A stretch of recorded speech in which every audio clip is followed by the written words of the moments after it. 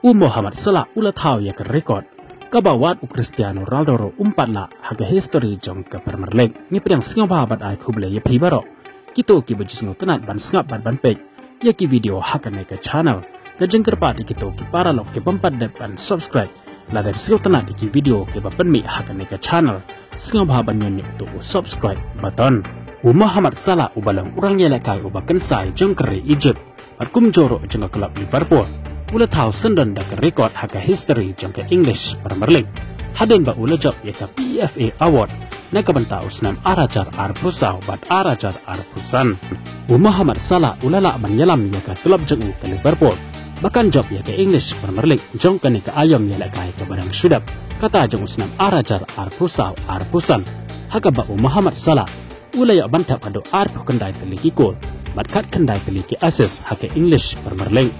kumta Muhammad Salah menin kasi kata kakat kendai terik jomenta benai ula job ya ke PFA Award kabalong ke Professional Football Association kabala jusa mala usnam syauno urang yala kai ubak kensai haka English Premier League ubayala kai haki club kibayala kai hakari England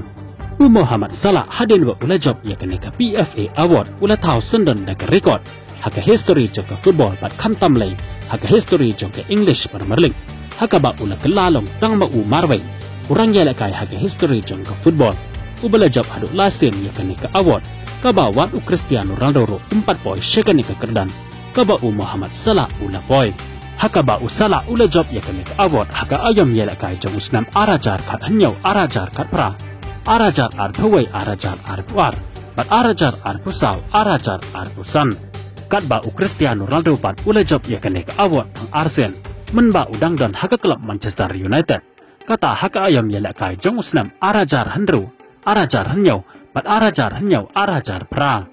bat menin kesngi kakat kendai terik jong menta ubnai haka jing job jong Salah ya kene ke PFA Man Player of the Year ki wei pat ki bela job ya ki wei pat ki award kilong ya ke PFA Man Young Player of the Year la job ya ka ada Morgan Rocker jong ke klub Aston Villa ya ke PFA Women Player of the Year la job ya ka ada ke Manona Caldenti jong ke klub Arsenal ya ke PFA Women Young Player of the Year la job ya ka ada ke Olivia Smith jong ke klub Liverpool bat kum joro jong ke klub Arsenal ya ke PFA Championship Player of the Year la job ya ka ada Ujian Trafford jong ke klub Manchester City katba ya ke PFA League One Player of the Year la job ya ka ada Richard Gon naga benta ki wei pat ki kubor sport ngin so update haka wei ke video kublai shibon